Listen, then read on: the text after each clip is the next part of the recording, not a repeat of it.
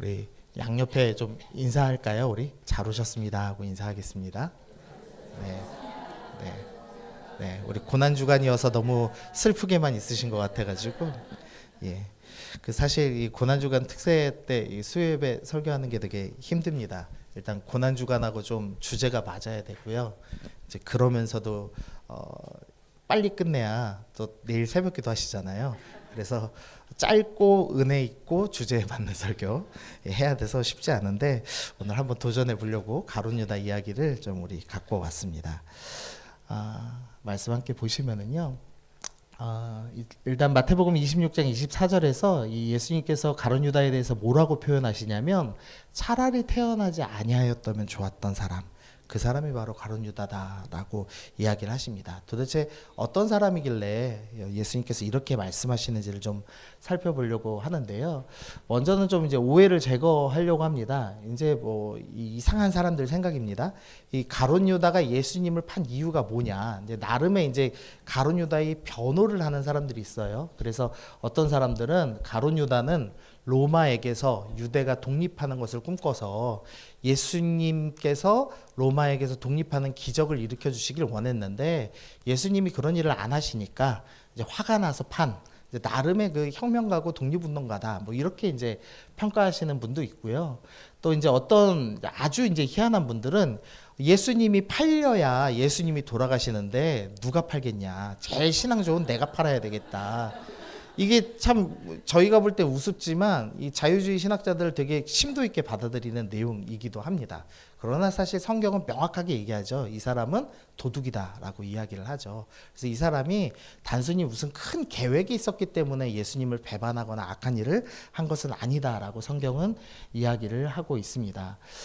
또 이제 이 가룟 유다가요 사실 예언이 된 인물입니다. 이 시편 41편 말씀을 제가 좀 넣어놨는데 중간에 보시면 내가 신뢰하여 내 떡을 나눠 먹던 나의 가까운 친구도 나를 대적하여 그의 발꿈치를 들었나이다 라고 시편에서 이제 예언이 되어 있습니다. 그리고 예수님께서 이 요한복음에 대해서 시편 41편이 지금 가룟 유다를 통해서 예언이 성취됐다 이제 이렇게 말씀하시죠. 또 이제 베드로도 시편 109편 8편을 인용하면서 그의 연수를 짧게 하시며 그의 직분을 타인이 빼앗게 하시며라는 이 시편의 말씀이 바로 가룟 유다에 대한 예언이었다라고 하면서 이제 사도행전 2장 설교를 합니다. 그래서 이렇게 우리가 가룟 유다는 하나님께서 미리 예정하신 악인이어서 자신의 의도와는 상관없이 예정되어서 할 수 없이 악을 행한 거다. 그래서 가룟 유다는 좀 불쌍하다. 뭐 이런 이제 잘못된 생각을 하기도 합니다. 또 이제 한 잘못된 생각은 뭐냐면 유다에게서 사탄이 들어갔다라는 표현이 있죠. 그래서 가룟 유다는 너무 착한 제자인데 마귀 때문에 그 일을 한 거다라고 하는 이제 생각을 하기도 합니다. 그래서 이제 예정됐기 때문에 마귀 때문에 가룟 유다의 운명이 마치 결정됐다 이렇게 생각을 하기도 합니다. 그러나 사실 물론 하나님께서 모든 것을 예정하시죠. 그러나 여러분 예정된 뜻이 무엇인지 아시나요? 아무도 모르시죠. 그래서 앞날을 모른 채 내 의지를 들여서 행동하시고 선택하시잖아요. 그래서 가룟 유다는 자기가 옳다고 믿는 자기의 생각에 자기 마음에 합한 것을 선택해서 악을 행하여 가는 삶을 살았습니다. 그래서 스스로 멸망의 길을 갔던 사람이라고 이해하시면 제일 좋을 것 같습니다. 가룟 유다는 일단 이제 정보가 몇 개 없긴 한데요. 이제 시몬의 아들이다라는 표현이 딱 하나 이제 등장을 합니다. 아버지 이름이 시몬인데요. 이 시몬이라는 이름은 이 유대가 로마에게 먹히기 직전에 잠깐 100년간 독립을 했습니다. 그걸 이제 마카비 왕조라고 부르는데요. 이때 당시에 이제 셀루코스 왕조라는 이제 악한 왕조가 있어서 이 제우스를 섬기는 일을 예루살렘 성전에서 감행하죠. 부정한 동물인 그 돼지를 제물로 바치는 일을 이 악한 왕조가 했습니다. 그러자 이제 제사장들이 성전을 더럽힌 것에 대해서 이제 화가 나서 마따리아라고 부르는 이 사람이 이제 주도해서 이제 독립운동을 시작합니다. 근데 그 마따디아의 셋째 아들이 유다 마카비라는 별명을 갖고 있어서 마카비 왕조라고 부르는데, 그때 당시 이제 그 마따디아라는 개혁을 주도했던 사람의 막내 아들 이름이 시몬이었습니다. 그래서 이 시몬이라는 이름은 헬라식 이름이기도 하고, 그리고 이제 독립을 주도했고, 그래서 왕이 되고 동시에 대제사장이 된 인물이어서 세상에서도 성공하고 신앙도 좋은 사람의 대표자가 이제 시몬이라는 이름이었습니다. 그래서 베드로의 원래 이름이 뭐죠? 예, 시몬이죠. 그래서 시몬이라는 이름이 제자 중에서 둘이나 있죠. 그래서 그만큼 이렇게 좋은 이름이었습니다. 그래서 아마도 이 유다의 아버지 시몬, 그러니까 시몬의 아버지, 그러니까 유다의 할아버지가 야 너도 시몬처럼 성공했으면 좋겠다, 아마 이런 식으로 아마 이름을 지어주셨던 것 같아요. 그리고 이제 아버지 시몬도 아들의 이름을 지어주면서 아 그러면 우리 아들은 뭐라고 짓지? 아 너는 이 개혁을 성공한 유다처럼, 또 유다 지파의 유다, 찬양받기에 합당한 찬송하리로다 하면서 나오는 그 유다 지파, 성공하고 승리했던 그 지파의 이름을 따서 야 내 아들도 성공했으면 좋겠다, 아마 이런 의도를 갖고 좀 짓지 않았을까 싶습니다. 어쨌든 이름이 둘 다 꽤 괜찮습니다. 저는 이름 좋은 사람 보면 참 부러워요. 제 이름이 좀 그렇잖아요. 예, 제 이름 뭐 이제 암 걸렸다 막 이렇게 놀리는데, 그래서 제가 저희 딸 이름은 평범하고 이쁜 이름 지어줬거든요. 서연이라고. 예, 저희 집사람 이름은 은정입니다. 은정, 이은정의 딸 이서연. 좀 시몬하고 유다랑 비슷하죠. 다 이쁘고 좋은 이름으로 지었는데요. 어쨌든 이제 이름 잘 짓고 사랑받고 자랐던 것 같습니다. 그리고 두 번째 정보는 가룟 출신이다라는 겁니다. 이 가룟이라는 지명은 여호수아서 15장에 나오는데, 15장에 유다 지파가 이제 기업을 나누죠. 그러면서 25절 보니까 그리옷이라는 지명이 나옵니다. 여기가 이제 유다의 고향인 가룟입니다. 여기는 이제 헤브론에서 남쪽으로 한 16km 떨어진 곳입니다. 그러니까 헤브론에서 한 3, 4시간만 걸으면 갈 수 있는 가까운 곳입니다. 헤브론은 누가 차지했냐면, 누가 차지했죠? 기억나시나요? 갈렙이 차지한 땅이죠. 그러니까 유다 지파에서도 가장 리더, 가장 핵심된 사람, 가장 신앙 좋은 사람이 차지한 유다 지파의 땅 중에 가장 핵심입니다. 그 근처에서 살고 있었습니다. 그러면서 역사가 쭉 지나오면서 북이스라엘도 멸망하고 여러 어려움은 있었지만, 어쨌든 유다 지파와 그 주변 지역은 그래도 신앙을 잘 지키면서 살았던 곳이죠. 그러니까 아마도 이 유다는 아마 신앙을 아마 잘 지키는 지역에서 살았을 것으로 좀 추정할 수 있습니다. 요한복음에 보니까요, 이 요한복음 7장에 빨간 글씨만 보시면 갈릴리에서는 선지자가 나지 못한다라는 말을 대놓고 하고요. 또 사도행전 2장에 보니까 이 설교하는 이 사도들을 보면서 이 말하는 사람들이 다 갈릴리 사람 아니냐, 그러면서 이 갈릴리 사람들이 이렇게 방언으로 외국말로 설교를 하다니 하면서 깜짝 놀라는 스토리가 나옵니다. 당시 사람들이 갈릴리 사람 하면은 엄청 무시했습니다. 그러니까 무식한 사람이고 쓸모없는 사람이다, 이렇게까지 생각을 한 거죠. 그런데 이 12지파 사람들 중에서 이 12명의 제자가 있죠. 근데 11명이 어디 출신이죠? 갈릴리 출신입니다. 그리고 딱 한 명만 멀쩡하고 좋은 지역, 유다 지역의 제자인데, 그게 누구냐면 가룟 유다인 겁니다.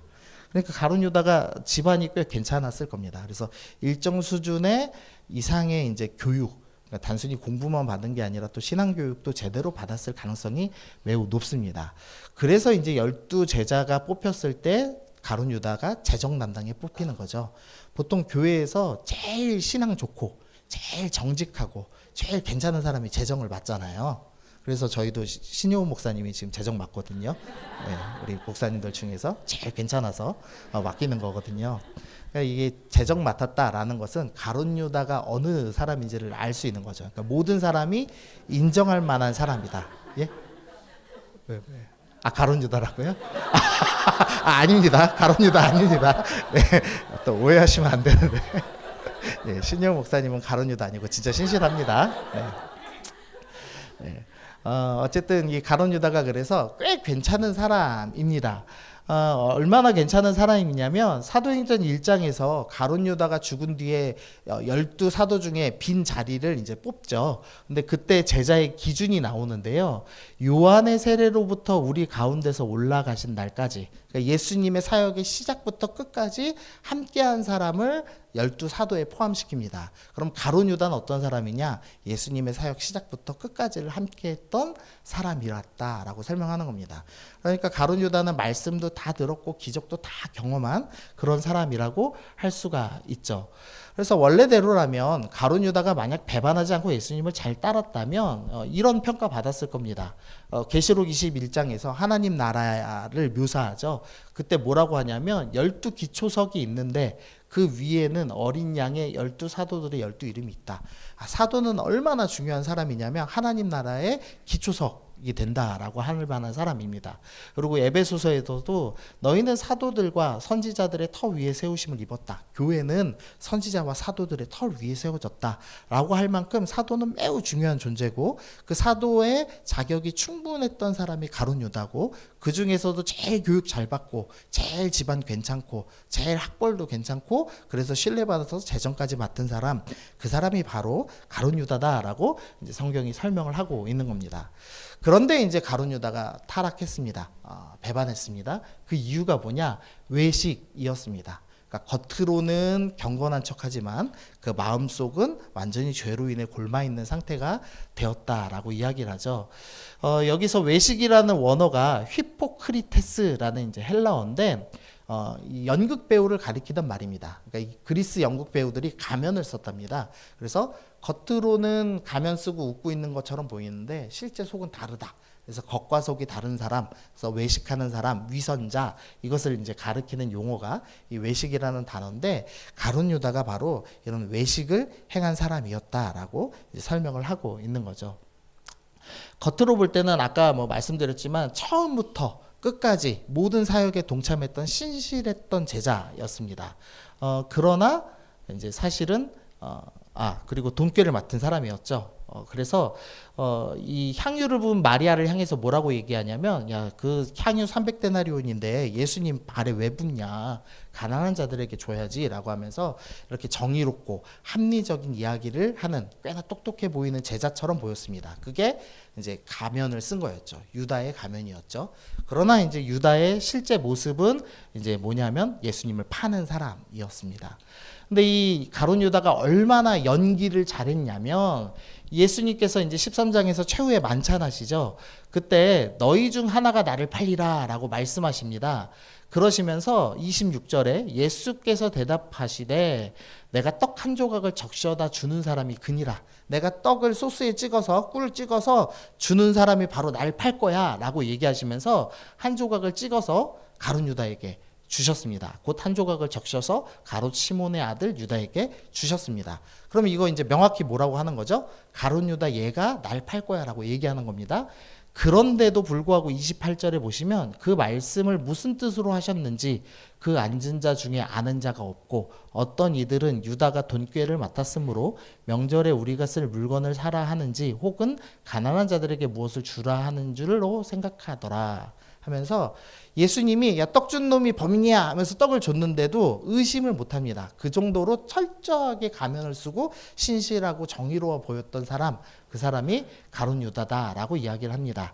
그러나 성경은 분명하게 그는 도둑이다 라고 이야기를 하고 있죠. 겉으로는 아주 신실했습니다.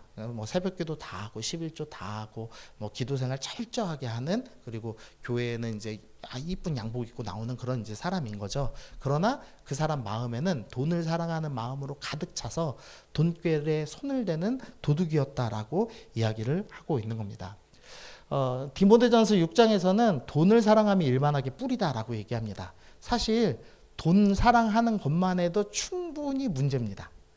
그런데 가룟 유다는 거기에 한 가지를 더해서 돈하고 하나님을 겸하여 섬기는 모습을 보여주고 있더라는 거죠. 근데 돈하고 하나님을 동시에 사랑할 수 있나요? 없나요?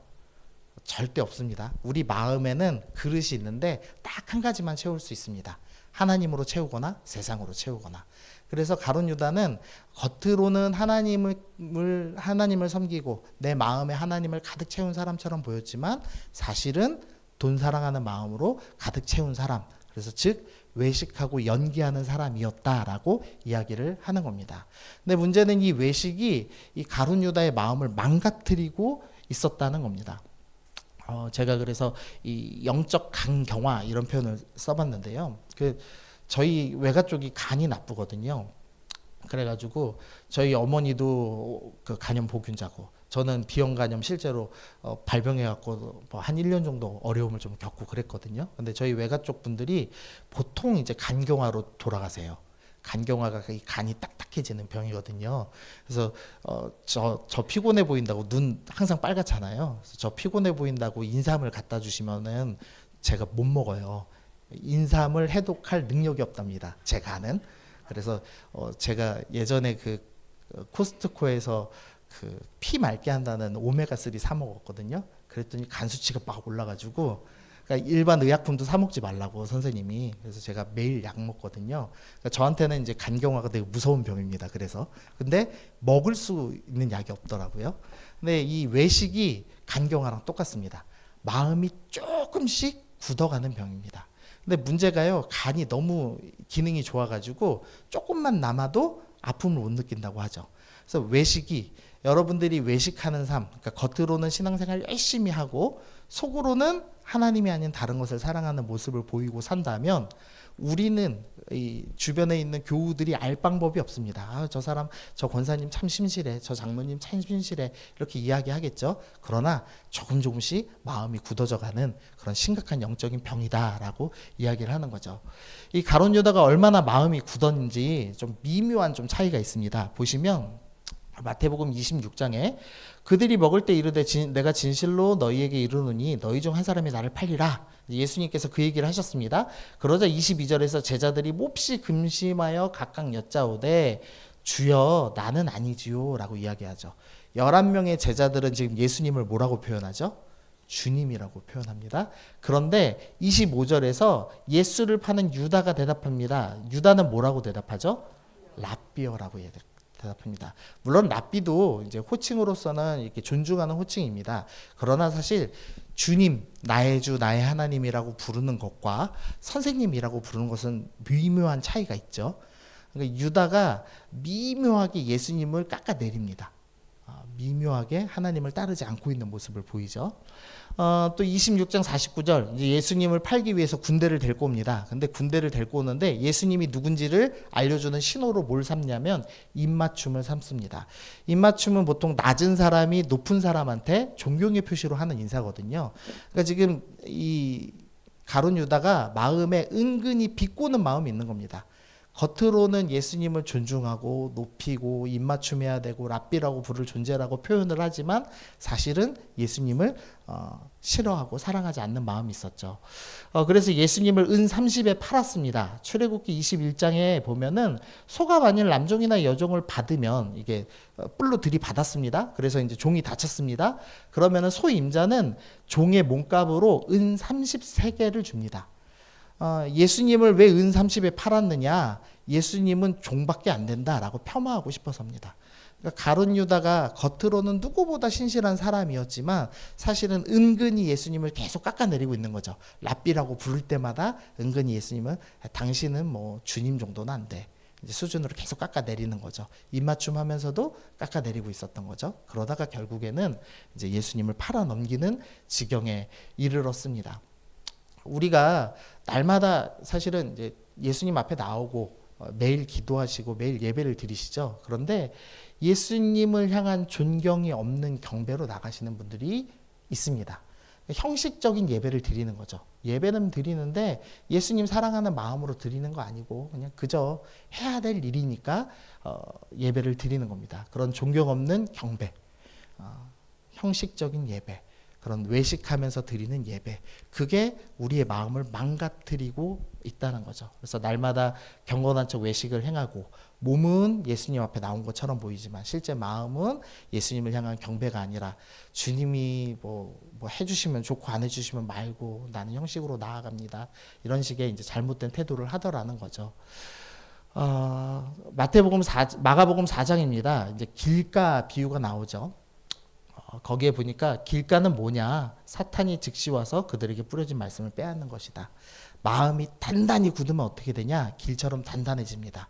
그러면 말씀이 뿌려지면 말씀이 심겨지나요? 안 심겨지나요?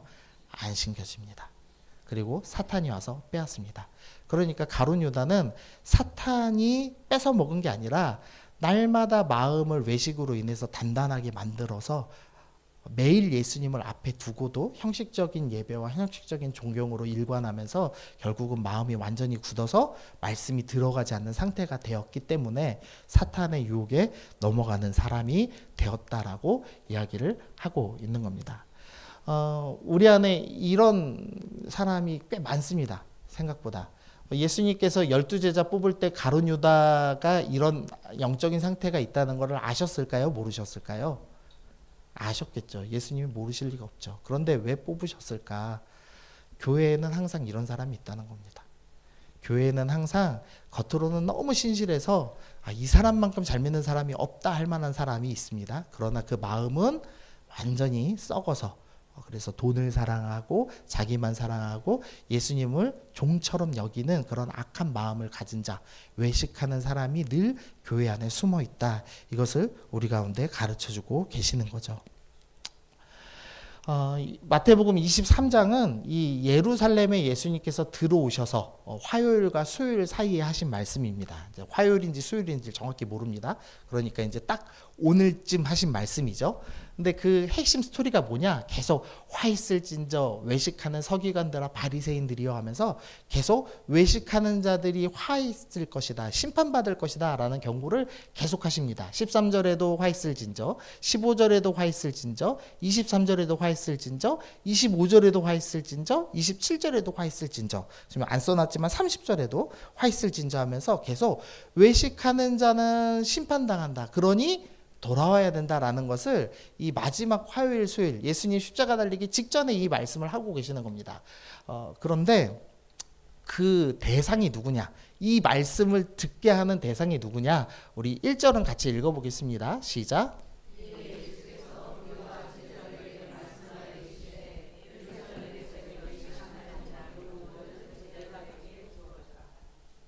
네. 밑에까지 읽으셨네요. 네. 지금 이 화 있을진저 외식하는 서기관들과 바리새인들아 라고 하면서 이 책망의 말씀을 누구에게 하시는 거냐면 바리새인들에게 하시는 게 아닙니다. 누구에게 하시죠? 무리들과 제자들에게 하십니다. 이 제자 중에서 지금 외식하는 자가 누구죠? 가룟 유다죠. 예수님께서 가룟 유다를 향해서 마지막으로 경고의 말씀을 하고 계시는 스토리를 우리가 살펴볼 수가 있습니다. 그래서 한 책에 보니까 이렇게 이제 한 목사님이, 그 김병삼 목사님이 적어 놓으셨더라고요. 매일 묵상한다고 큐티지를 가슴에 끼고 다니는 사람을 조심하십시오. 커다란 성경을 누구나 다 볼 수 있도록 옆구리에 끼고 다니는 사람을 조심하십시오. 늘 기도한다고 신령한 척하는 사람을 조심하십시오. 이제 이렇게 이야기하셨더라고요. 그 제가 청년 사역하면서 제일 경계하는 사람이 있습니다. 누구냐면 연애하고 얼마 안 돼서 둘이 같이 아침에 묵상한다는 아이들이 있어요. 그 아이들이 제일 위험합니다. 솔직히 말하면 사고를 친 상태고요. 예, 그리고 임신하는 아이들이 많습니다. 그런 경우 실제입니다. 농담 아닙니다. 진심으로. 자신의 큰 죄를 덮기 위해서 외식을 행하죠, 우리가. 그래서 자꾸 우리 마음에 외식하는 마음으로 내버려 두면 죽습니다. 가룟 유다와 같은 마음으로 살아가게 됩니다. 예수님과 가장 가까이 있지만 그거 아무 소용 없습니다. 말씀을 다 튕겨내기 때문이죠. 그래서 제가 이렇게 정리해봤는데요. 위선은 하나님께 가장 가까운 척하지만 실상은 하나님께 멀어지는 나그네의 삶과 같다라고 정의내렸는데요. 그 가인이 이제 동생 아벨을 죽였습니다. 그리고서 무슨 벌을 받냐면 유리하는 벌을 받습니다. 떠돌아다니는 벌을 받았습니다. 이 가룟 유다가 지금 죽었습니다. 죽고 나서 그 은 30 가지고 이 대제사장 무리들이 나그네의 묘지를 사죠. 나그네는 떠돌아다니는 사람들이죠. 그래서 이 외식하는 자들의 삶의 결말이 뭐냐? 하나님께로 가장 멀어진 삶이다라는 것을 우리 가운데 보여주십니다. 그래서 우리는 외식하고 싸워야 합니다. 예수님께서 계속 외식하는 자들과 싸우셨어요. 그러면서 우리한테 뭐라고 경고하시냐면 너희는 너희 앞에 나팔을 불지 말아라. 은밀하게 해라 라고 계속 말씀하십니다. 금식할 때는 슬픈 기색도 보이지 말아라 라고 얘기하십니다. 우리 가운데 자꾸 드러내고 자랑하고 싶은 마음이 있습니다. 겉을 좀 꾸며서 나의 속에 냄새나는 것을 가리고 싶은 욕망이 늘 있죠. 우리가 화장을 하잖아요. 화장은 이뻐 보이려고 하는 게 아니고 잡티를 가리려고 하시잖아요. 맞죠? 모든 여성들은 죽기 직전까지 화장을 하잖아요. 네, 뭐 그게 당연한 습성이죠. 그런데 화장은 하셔도 됩니다. 그건 외식 아닙니다. 그러나 영적으로는 하시면 된다, 안 된다? 안 된다는 겁니다. 영적으로 자꾸 드러내고 영적으로는 그럴싸해 보이려고 하실 필요가 없다는 거죠. 왜냐하면 하나님께서는 중심을 보시기 때문입니다. 그래서 하나님 앞에서는 정직하셔야 됩니다.